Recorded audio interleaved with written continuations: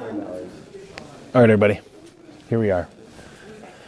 Business Ask Me Anything. We're going to start out with some of the questions that came through. Right now, I'm at the Financial and Health Wellness Expo that was really spearheaded by a couple of the guys here through Thrive Financial. So it's pretty exciting. I'm glad to be a part of it.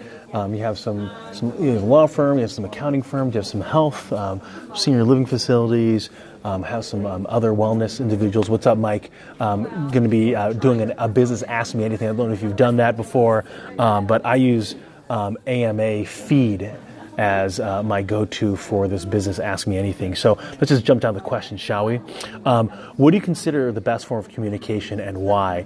So I'd say there is no best form of communication except what you are best at. So each of us have our own specific skill set, whether that's the written word. And if let's say I'm really good at the written word, then I'd be looking at blogs, I'd be looking at writing articles on LinkedIn, I'd be looking at DMing people, sending out old school letters, I'd write an ebook, I'd write a real book. I'd look at all different ways that I could use the written word as my strong suit to communicate with others. At the same time, I need to understand when it comes to communicating with other people, they all absorb it in a different way. So even though you might be really good at the written word, the person you'll be talking to might be better at the visual, and so you need to be able to make sure that you can combine your text into the visual, so that way it's a combination of the two. So the real question to ask yourself is, what form of communication do you feel the most comfortable in? People that are really good on video typically aren't overly concerned on how they look and how they come across. They're just ready to go. So the next question that came through on the business AMA is, how can people follow a productive goal-setting system for themselves? So this one's a little bit more long-winded. I like to use chop wood, carry water as my go-to. I'm going to pin this real quick. Pin comment. There we go. Anchor KT, what's up, buddy? I'm doing a business AMA here. So the question is in regards to goal setting. So chop wood, carry water focuses more on the how and the process versus the end result of that goal. So, for example, if let's say you're in college and you want to become a doctor, you still need to take the MCAT. You need to take all your courses that's required, and so you don't want to get so stuck on, hey, I want to be a doctor as the goal, because you have years to make yourself ready to become a physician. And so what times people feel, they feel overwhelmed with anxiety and anxiousness because they feel behind, when in reality, to become a doctor, it's going to take you 10 or 15 or 16 years, depending on when you decide to make that decision. And so what you want to focus in on then when it comes to your goals is, how can you get there? What can you do today to get you closer? So again, if we're using the example of getting into medical school, you want to be a physician, is to study, to learn, and to do some extracurricular activities like volunteering your time, looking at maybe some local clinics that you can, shadow some physicians, some other opportunities to make you a little bit more well-rounded as a candidate. The other thing to think about when it comes to a lot of our goals is that a lot of them might be lifelong pursuits. The one that comes to most mind readily is health. And a lot of times people want to shortcut that process. They want to figure out, how can I hack my life in order to get to a specific weight. In reality, we want to have good health habits that's going to last us an entire lifetime, not just the today. And so when we can focus, Alex, how you doing? When we can focus on getting a good health habits, we're not going to be cutting corners, because we want to make sure that we're healthy and we're fit and we're putting things into our body that we want to. So there are no cheat days when you're looking at health from a long-term perspective. All right, next question, here we go, is how important is it to follow the trend in the professional world or in the personal world of life? Is it really important to follow the updates and trends and to be in sync? And my answer is absolutely no. There is no use of following a trend if it doesn't align with you. Right? So there's a trend right now, a huge lack in the trucking industry, 30,000 jobs here in the U.S. for the trucking industry. Well, guess what? If you don't like driving long distance, it doesn't matter if they're going to pay you $100,000. You're not going to do it. So Let's see. Answer Alex's question. Have you spent money with Google AdWords? I haven't yet, but just being on Google as a registered business has gained me some business and phone calls. That is really good. I haven't spent any money on Google AdWords, mainly because my industry isn't really necessarily one that people are actually Googling, on the financial side. It just isn't something that's of interest to people, and that's okay. That's a good question. Looks like it's I have to spend $25, get $2,100 free deal then from them. Might try soon. I would try it. I think ultimately, because you're offering a service, right, Alex, in regards to some of the freelance work, and I think it'd be a great way to be able to get your name out there, be able to get use some clients, maybe get some referrals, and get you in the network. Or I think that for a lot of people, when it comes to business, is the only going to know if it's going to make sense by trying it out, and that's going to be pretty helpful for you from an ad perspective. At the same time, understand where is the audience in that Google AdSense. So do you have a strong enough website? Do you have a strong enough keywords in that ad for it to actually come up, for it to make sense? And then think about the community that you're in, because if you're not the only one that's going to be spending money on Google AdWords, your competitors are as well. And are they going to have a bigger budget? And so no matter if you spent like $1,000, you're always going to come down at like the fourth or even on the second page of a search. It's not going to be that helpful, because since those other companies already spent so much money to get themselves seen on that front page, they've basically blocked you out of being seen in that community. I think it'd be best taking that money and maybe even going on Facebook, where the cost of ads is much smaller. Great question, Alex. Next one comes from Malahu. And she asks, how important is it to follow trends? How important is it to follow trends in the world? We were answering that one. So don't. Follow you. Know what you enjoy doing. Know what you don't like doing as well. Those are just as important when it comes to the trends, and then be able to be aware of what's happening in your industry, but at the same time, know yourself well enough so that way you can know where to go. I find a lot of people get stuck in this idea that they need to do things a certain way because that's what somebody else is doing. A lot of times, by the time that you're following a big trend, a big group, the trend's already done. So I think about so many people that bought their house in 2008, the highest price of the housing market here in the United States, and they found themselves buying at the worst time. It's because they listened to somebody that was like, oh, houses are so great, same thing I get from people that ask me about cryptocurrency. Oh, cryptocurrency's gone up thousands of percent. Unless you're thinking it's going to go even higher, there's no point for you to be out there. Winnie Chang, what's up, girl? Running that Zumba class. Whoop, whoop. Alex, I happen to have a bunch of great reviews and show up with no money spent. That's awesome, Alex, and that's exactly where you want to be. Keep that up. And then I'd promote that. Those good reviews that you have, Alex, copy and paste that stuff, put it out on your Facebook, put it out on Instagram, put it out there on Twitter. Allow everybody to know that you're doing a great job. Because if you're not saying it, nobody else is. And in a world where we control our own marketing and PR, if we're not saying it, nobody else is going to say it for us. Then Kay Hushbu asked a question. Do you have a role model or particular entrepreneur that you look up to, and why? So when it comes to role models, that's going to be something that's more characteristics driven, more about people, parents, siblings. Those are the people that I look up to. Awesome friends, like an awesome person like Winnie Chang, who's on right now, who's running Zumba, who decides to get all in on health and fitness, and is helping her family stay up on health and fitness. That's awesome. When it comes to the entrepreneurial game, I really look at Gary Vaynerchuk right now, Gary V. He wrote a book called Crushing It recently. He actually has 5 books out there, but this is a 5th installment. And I think he's got the best pulse on the business marketplace right now, really understands social media, really understands sales and marketing and grabbing people's attention. And then the other one is that he seems to be very on point in being able to run the entrepreneurial game at the same time being able to run his media business. And so that's really inspiring for me.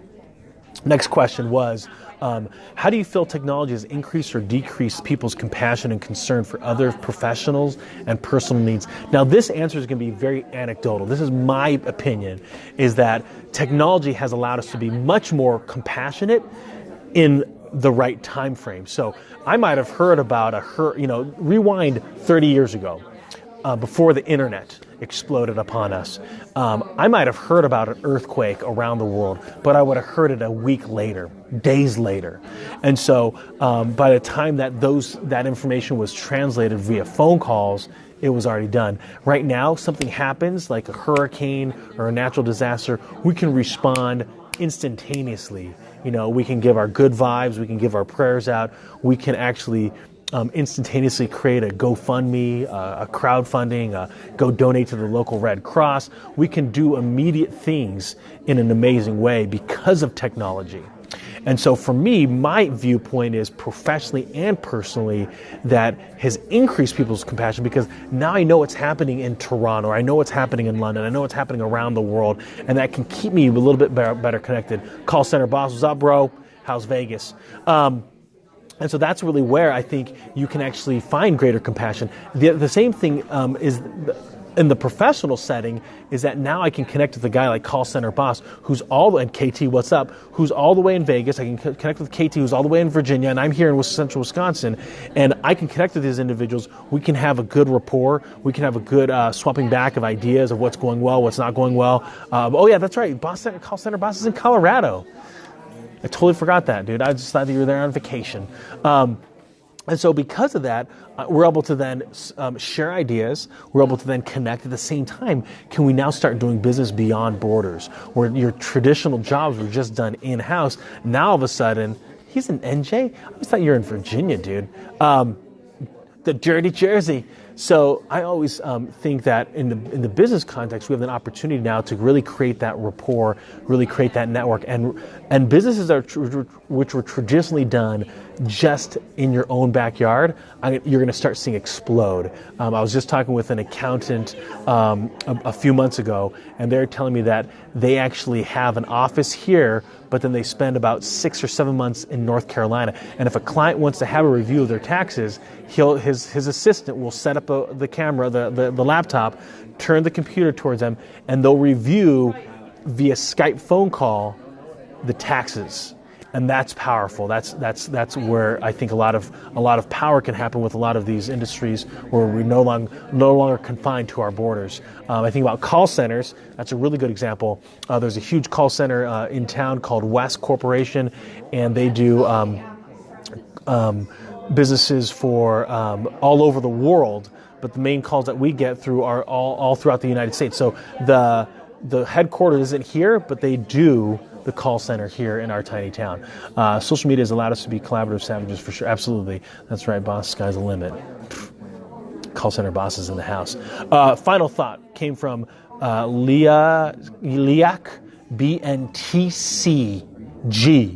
Question is, what are the top 3 things that you feel an individual can follow to work on their personal development from time to time? Great question. Number 1, having that student mentality, learning, constantly looking at ways to learn. And remember, learning is a lifelong pursuit. So you could be just reading 2 pages a day, 1 page a day of a book that you want to finish. And in 1 year, there's really good odds that you'll finish that book in 1 year. And if it's a great book that you really want to put your hands around, then again, you might want to read 2 or 3 pages, but just start small, bite sizes. You can go on LinkedIn and watch the different slideshows. You can go on YouTube and watch how-tos. There's a multitude of free access to information right now via the internet. And so the most intelligent individual knows the right questions to ask. And that's very difficult for a lot of people. We're all students at the game. Yep. So you got to stay in that student mentality, that there's ways that you can constantly be learning. At the same time, don't beat yourself up for not knowing everything, because nobody knows everything. We're just all out here learning a little bit at a time. And so the number 2, my second personal thing that I think people need to work on when it comes to personal development on a consistent basis is their network. That's online and face-to-face. If you're not connected with people addicted to Udemy, that's a good one, brain spanking new. And so I think for a lot of people, they only broaden out their network when they have to.